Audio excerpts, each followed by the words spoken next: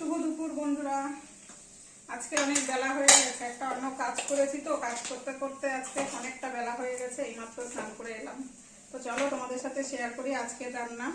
এই দেখো এখানে ভাত করে নিয়েছি, কাজের ফাঁকেই এসে এতটুকু রান্না করেছি। তো কি কি করেছি ওটা দেখাই।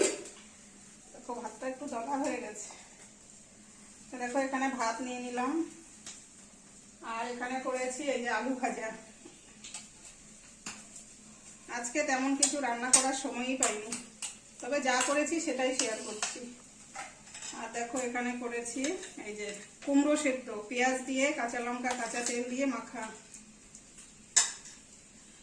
তার সাথে আছে এখানে দেখো ডবল ডিমের অমলেট, এই যে একদম গরম গরম ভেজে তুলছি।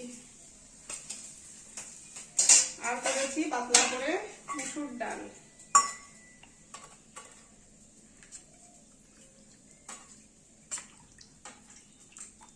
এই হচ্ছে আজকে আমাদের দুপুরবেলার রান্না বান্না।